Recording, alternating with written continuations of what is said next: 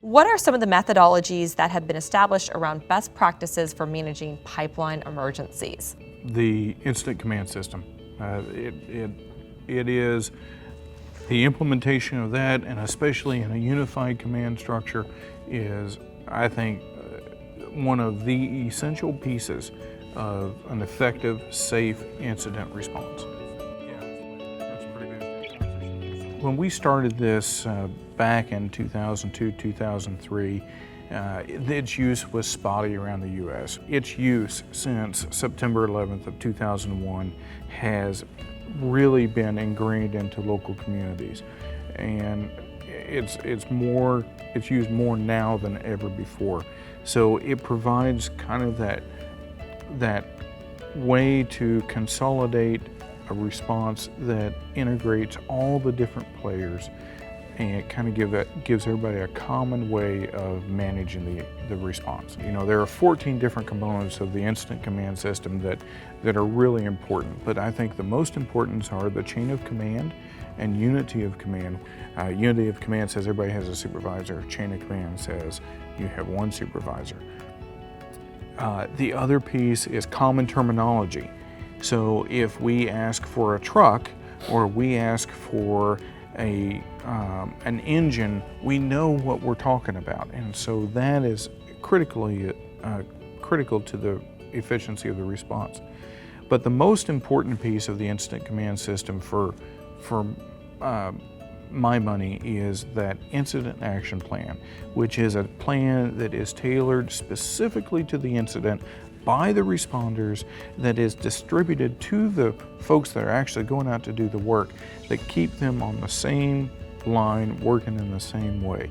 It has objectives in it so that we can measure how effective we're being. It has accountability tools in it so that we know who's on that response, where they should be.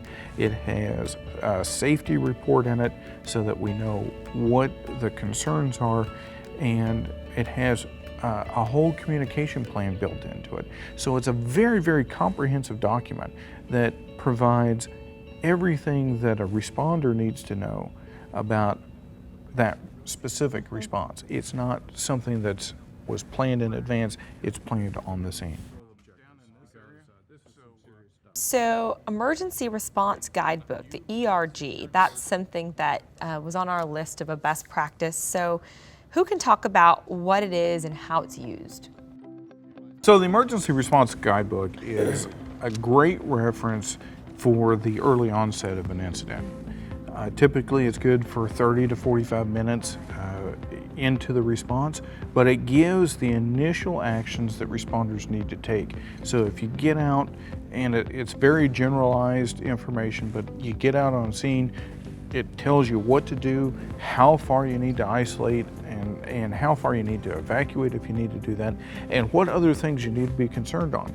And the great thing is it matches up to the pipeline markers. It matches up to the other identifiers that we have, and it's a great source of information for the responder. The ERG, like Jason said, it is the tool for the first responder to use to shape their response plan, probably for the first hour of the incident. You know, it tells you, is it daytime, is it nighttime? Is it a small quantity spill, is it a large quantity spill? Is it water reactive? Can you use firefighting foam? It gives you some good generalities to keep you or to shape that initial response.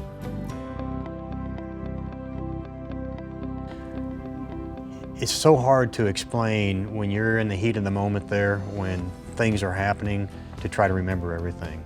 And I think, the booklet helps you walk through that and say, did I forget this? Did I forget that? And what do I need to do next? Again, it's really hard to explain when things are happening, to try to remember everything.